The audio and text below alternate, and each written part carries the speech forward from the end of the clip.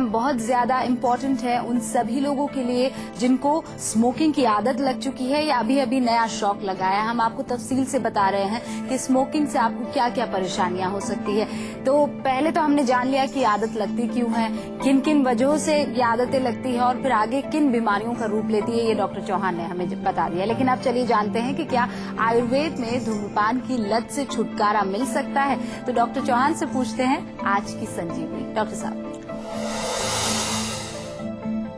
एक नुस्खा बहुत अच्छा है कि इसमें जनरली क्या होता है कि खाने के बाद कुछ लोगों की जैसे तलब होती है, खाना खाया और उनको एकदम से स्मोकिंग करनी पड़ती है। तो खाने के बाद आप कुछ ऐसी चीज रखिए, सौंफ ले लीजिए, बहुत बढ़िया चीज है। सौंफ मुंह में डालिए, सौंफ को चबाइए, तो उससे थोड़ी सी आपका सपोर्ट मिलता है। कुछ लोग इलायची भी रखते हैं, इलायची को मुंह में रखने से उससे तलब नहीं आती है। मैं आपको एक और नुस्खा बताता हूँ बहुत बेहतरीन, जिससे आपको ऐसा लगेगा कि आपने जैसे अभी सिगरेट पी ली है लेकिन सिगरेट नहीं पिएंगे आप। अजवाइन लीजिए, अजवाइन 50 ग्राम ले लीजिए, उसको नींबू के रस में पूरा भिगो दीजिए, इतना रस उसमें डालो कि पूरा डिप हो जाए उसमें। उसके बाद थोड़ा सा काला नमक आधा चम्मच उसमें मिक्स कर दीजिए और इस मिक्सचर को आप धूप में रख के सुखाइए या कोई ड्रायर हो तो उसमें रख के सुखा लीजिए।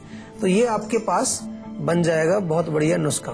जब भी आपकी तलब होती है उसमें से 5-6 दाने निकालो, उसमें एक पाउच में रखो, अपने पॉकेट में या पर्स में कहीं भी रखो, उसको मुंह में डालो, थोड़ी सी देर 4-5 मिनट उसको मुंह में चूसते रहिए, आपको बिल्कुल तलब उसी समय नष्ट हो जाएगी आपकी। बहुत बढ़िया है, बहुत लोग इसको प्रयोग कर चुके हैं, पक्का और बहुत कारगर जो है ये नुस्खा मैंने आपको बताया। और एक चीज अंत में और बताना चाहूंगा कि काफी सारे लोग जो है वो स्मोकिंग करते हैं कि जब कोई बहुत उनके ऊपर कठिनाई की स्थिति होती है, टेंशन है, कुछ एंजाइटी हो रही है, तो मैं आपको बताता हूँ कि कुछ ऐसी चीजें भी हैं पॉजिटिव जो एंजाइटी को भगा सकती हैं। आप रेगुलर एक्सरसाइज करिए, डीप ब्रीदिंग करिए, आप म्यूजिक सुनिए, आप कुछ एरोमा थेरेपी, कोई अच्छी खुशबू आप लगाइए अपने कमरे में, तो इससे भी आपका माइंड जो है वो एंजाइटी से, टेंशन से, डिप्रेशन से वो उसको निजात मिलेगी, वो आपका माइंड जो है वो काफी शांत हो जाएगा।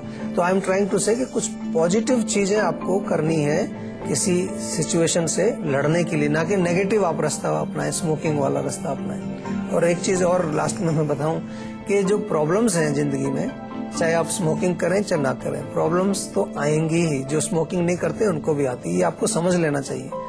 तो उनसे लड़ने का हमें एक तरीका निकालना है ताकि हम जीवन को अच्छी तरह से जी सकें। तो हम आज बात कर रहे हैं स्मोकिंग की आदत की, इस हैबिट से कैसे छुटकारा पा सकते हैं, इसके कुछ अचूक उपाय हमें डॉक्टर प्रताप बता रहे हैं।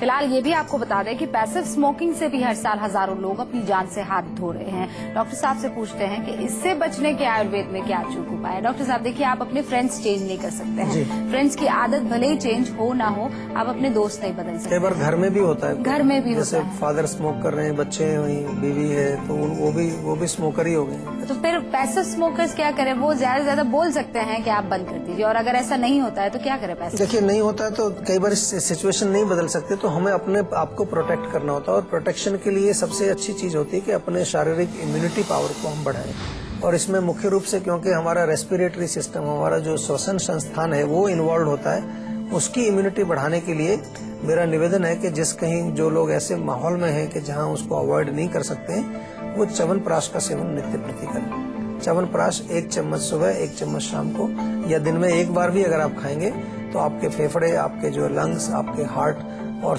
तमाम जो शरीर में जो अन्य जो हमारे जो ऑर्गन्स हैं उनमें काफी स्ट्रॉन्ग इम्यूनिटी रहती है।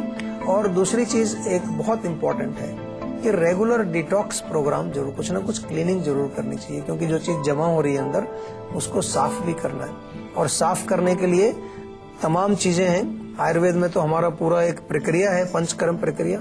अगर आप वो करा लें, 1 सप्ताह लगता है उसमें। अगर आप साल में एक बार भी 1 सप्ताह की आप क्लीनिंग करा लें, जरूरी नहीं आपको वहाँ रहना ही पड़े, घर पे रहकर भी आप रोज जाके करा सकते हैं, तो उससे आपको काफी सफाई होगी।